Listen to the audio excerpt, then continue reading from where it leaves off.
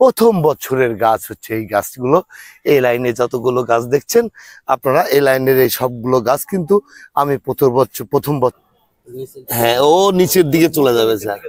হ্যাঁ, ও নিচের দিকে চলে যাবে। ও 70 থেকে 80 ফিট, না না না, 70 থেকে 80 ফিট নিচে চলে যাবে। সাংবাদিক যে আল মাহমুদ যে উদ্যোগগুলো নিয়েছে, আমরা সামনের দিনগুলোতে আমরা তার এই উদ্যোগের পাশে থেকে যাতে তার এই উদ্যোগটা আরো সুন্দর এবং সফলভাবে বাস্তবায়িত হয় সেই সকল ধরনের সহযোগিতা আমরা প্রদান করব। আজকে যে আমরা এই বছরে তাল গাছের যে একটা চারা, একটা তাল বীজ বপনের মাধ্যমে যে কার্যক্রমটা উদ্বোধন ঘোষণা করলাম বা শুভ সূচনা করলাম, এই ধারাবাহিকতা সামনের দিনগুলোতে অব্যাহত থাকবে। আসসালামু আলাইকুম প্রিয় দেশবাসী, গত 6টি বছর হলো সাদতপুরের বিভিন্ন রাস্তার ধারে আমি তাল বীজ বপন করি। আমার এই কাজের সাথে আমাদের সাদতপুর উপজেলা প্রশাসন এবং কৃষি অফিস সর্বক্ষণিক সর্বময় আমাকে বিভিন্নভাবে সাহায্য সহযোগিতা করেছেন। তারই ধারাবাহিকতা আজকে আমরা এই বছরের প্রথম শুরু করব। আমাদের শুভ উদ্বোধন করবেন আমাদের রিয়ানো মহোদয় জনাব কামরুজ্জামান, এবং আমাদের সাথে আছে আমাদের উপজেলা কৃষি অফিসার, এবং আমরা এখন আছি মৌলানা সাহেবউদ্দিন এহিয়া কলেজে। মৌলানা সাহেবউদ্দিন এহিয়া কলেজের ছাত্রছাত্রীরা আমাদের সাথে কাজ করবেন এবং এই কাজটি গত 6টি বছর হলো চলমান রেখেছি, আগামীতেও রাখতে চাই। আমি কৃতজ্ঞতা জানাই যে সাদতপুর উপজেলা প্রশাসনকে, কৃতজ্ঞতা জানাই উপজেলা কৃষি অফিসারকে যে সবসময়ের জন্য আমার এই কাজের সাথে পাশে থেকে আমাকে সাহায্য সহযোগিতা করার জন্য। আমরা শুরু করব, উদ্বোধন করব স্যারের হাত দিয়ে। আমি এই বছরের কার্যক্রমটি শুরু করব। আমরা উদ্বোধন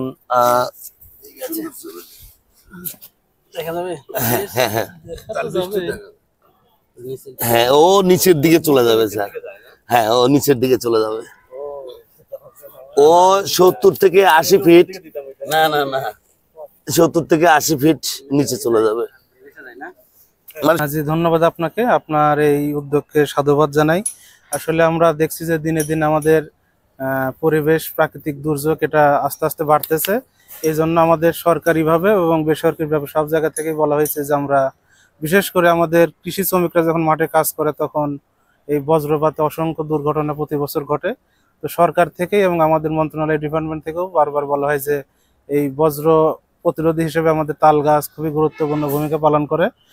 আর যেহেতু এটা একটা মানে এমন একটা গাছ যে আমরা সহজেই কিন্তু আমরা প্রত্যেকের বাড়িতেই, বিশেষ করে গ্রাম অঞ্চলে এটা লাগাতে পারি, এবং এটার জন্য কিন্তু খুব বেশি পরিচর্যা করতে হয় না। শুধুমাত্র যদি আমরা একটু সচেতন হয়ে লাগাই তাহলে কিন্তু এটা হয়। এবং যদি আমরা সামাজিকভাবেও দেখি যে তাল গাছ আমাদের বাঙালির ইতিহাস এবং ঐতিহ্যের সাথে মিশে রয়েছে। বিশেষ করে আমরা যখন দেখি যে তাল এই কাঁচা অবস্থায় যখন শ্বাস, এটা এর মধ্যে vitamin A, B, C, antioxidant সহ বিভিন্ন উপাদানে ভরপুর। এবং তাল পাকলে পরেও আমরা আমাদের বাঙালির ঐতিহ্যের সাথে বিভিন্ন পিঠা, পুলি, পায়েস এটা জড়িত রয়েছে।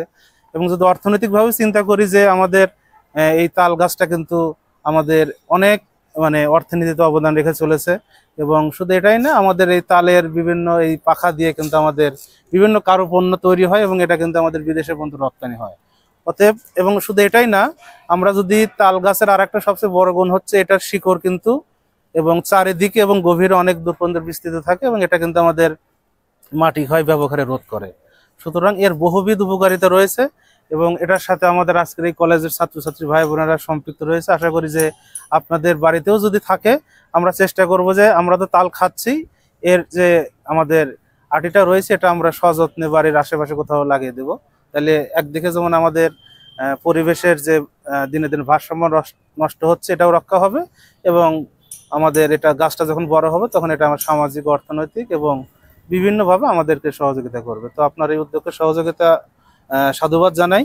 আমাদের কৃষি অফিসের পক্ষ থেকে আমরা সার্বক্ষণিক আপনাকে যদি আমাদের সুযোগ থেকে সহযোগিতা করার চেষ্টা অব্যাহত থাকবে এবং উপজেলা প্রশাসন আপনার পাশে থাকবে আশা করি। ধন্যবাদ আপনাকে। ধন্যবাদ। আমি কথা বলবো আমাদের উপজেলার নির্বাহী অফিসার। যখন এই গাছের কাছে যাই তখন মন ভরে যায়, যখন এই গাছগুলো যখন রাস্তায় দেখি যে অনেক বড় হয়ে গেছে, অনেক ভালো লাগে। স্যার, আমার এই কার্যক্রমকে আপনি কোন দৃষ্টিতে দেখছেন? ধন্যবাদ আল মাহমুদকে, যিনি বিগত 5 বছর ধরে শাহজাদপুরের বিভিন্ন পথোপান্তরে সে তাল গাছ লাগিয়ে যাচ্ছে পরিবেশের ভারসাম্য রক্ষার জন্য। সেই জন্য প্রথমে আমি তাকে উপজেলা প্রশাসনের পক্ষ থেকে আমি ধন্যবাদ জ্ঞাপন করছি।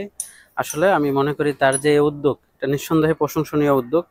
আমাদের সমাজে অনেক লোক রয়েছে, কিন্তু কেউই পরিবেশ ভারসাম্য বা এসব নিয়ে অনেকেই কাজ করেন বা অনেকে আগ্রহ পায় না, কিন্তু সে নিজ উদ্যোগে এই যে কাজগুলো করছে পরিবেশের ভারসাম্য রক্ষার জন্য, এটা তার এই উদ্যোগগুলোকে অন্যদের মাধ্যমে ছড়িয়ে যাবে। সে যেভাবে এই কাজগুলো করছে, এবং আমি ইতিমধ্যে দেখেছি অনেক তাল গাছ ইতিমধ্যে অনেক বড় হয়ে গেছে, এবং মানুষের মধ্যে একটা ভালো একটা প্রতিক্রিয়া চলে এসেছে যে এভাবে যদি আমরা একসাথে কাজ করি তাহলে আমাদের পরিবেশকে আমরা চেঞ্জ করে দিতে পারি। সেই জন্য আমি তাকে ধন্যবাদ জানাচ্ছি। আমাদের উপজেলা কৃষি অফিসার কিন্তু ইতিমধ্যে বলেছে যে তাল গাছের গুরুত্বটা কি, আসলে কেন আমাদের তাল গাছ লাগানো দরকার সেটা বর্ণনা করেছে। আমরা আশা করি আজকে আমাদের যারা শিক্ষার্থী এখানে উপস্থিত আছে তাদেরকে আমরা বলবো যে তারা শুধু তাল গাছ লাগাবে, তাল গাছের পাশাপাশি অন্যান্য যে গাছগুলো আছে সেগুলোও তারা নিয়মিত তাদের বাড়ির আঙ্গিনায় যদি তারা লাগায়, তাহলে যে আমাদের পরিবেশের ভারসাম্য রক্ষা হবে, আমরা অর্থনৈতিকভাবে উপকৃত হব, আমাদের যে ফলমূল বা যে সবজির যে চাহিদা সেটাও কিন্তু আমরা পূরণ করতে পারবো। আবারও সাংবাদিক যে আল মাহমুদ যে উদ্যোগগুলো নিয়েছে, আমরা সামনের দিনগুলোতে আমরা তার এই উদ্যোগের পাশে থেকে যাতে তার এই উদ্যোগটা আরো সুন্দর এবং সফলভাবে বাস্তবায়িত হয় সেই সকল ধরনের সহযোগিতা আমরা প্রদান করব। আজকে যে আমরা এই বছরে তাল গাছের যে একটা চারা একটা তাল বীজ বপনের মাধ্যমে যে কার্যক্রমটা উদ্বোধন ঘোষণা করলাম বা শুভ সূচনা করলাম, এই ধারাবাহিকতা সামনের দিনগুলোতে অব্যাহত থাকবে। এটা মানে এই ধরনের কাজগুলোর সাথে আমরা আরো সম্পৃক্ত হবে এই আশা ব্যক্ত করে এখানে যারা ছাত্রছাত্রী রয়েছে সকলকে ধন্যবাদ জানিয়ে আজকে আমার উদ্বোধনীর যে বক্তব্য সেটা আমি এখানে সমাপ্তি ঘোষণা করছি। ধন্যবাদ সকলকে। ধন্যবাদ আপনাদের। আমি স্যারের সামনে আরেকটু বলি। আসলে আমি গত কয়েক বছর আগে স্যার কলেজে স্কুলে যেয়ে আমি মিষ্টি কুমড়ার বীজ বিতরণ করেছিলাম। আমার উদ্দেশ্য ছিল সবাই একটু শিখুক, সবাই নিজে কিছু করার চেষ্টা করুক, যে আমার বাড়ির আঙ্গিনায় যাতে এই ধরনের কোনো কিছু আমরা করি।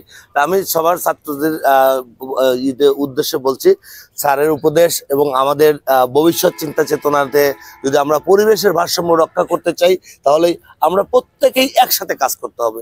আমি একা মাহমুদ এটা পরিবর্তন করতে পারবো না। সবাইকে ধন্যবাদ জানিয়ে আজকের মতো বিদায় নিচ্ছি। আজকের এই কার্যক্রম শাহাদাতপুর মৌলানা সাইফুদ্দিন ইয়াহিয়া কলেজে শুরু হলো।